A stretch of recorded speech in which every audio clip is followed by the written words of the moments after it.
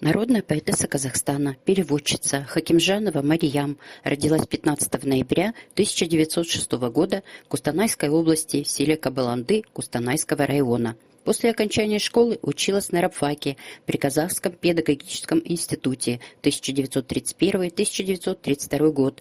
Работала сотрудницей, ответственным секретарем журнала «Айель Тендеге», нынешний «Казахстан Айель-Дере». 1932-1934 год.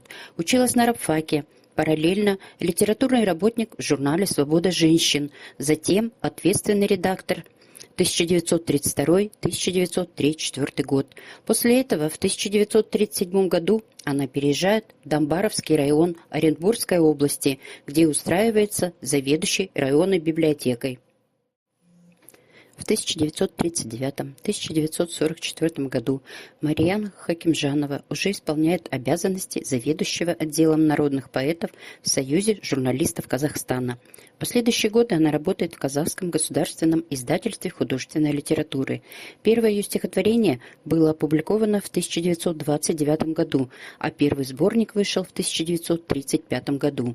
Особую популярность получает ее поэма «Маншук» о герое Советского Союза, фронтовом снайпере Маншук Маметовой, с которой Хакимжанова состояла в переписке. Поэма была издана отдельной книгой в 1945 году. Именно через эту поэму Мариям, четко описывая образ Маншук, ярко проявила свои способности и талант. В сборниках «Любовь матери», «Сердце матери», «Легенда о цветке», «Честь», «Перевалы» Мариям Хакимжанова в основном воспевает материнское сердце и чувства. В 1960 году она осуществила первый перевод стихов киргизского поэта Токамбаева. Ранее она самолично перевела на казахский язык повесть детского писателя Дикка «Огненный родник». Стихи Мариям Хакимжановой переведены на русский, узбекский, каракалпакский, кыргызский, китайский, белорусский, армянский языки. Награждена орденом в знак почета Трудового Красного Знамени, несколькими медалями. В 1986 году присвоено звание «Народный писатель Казахстана».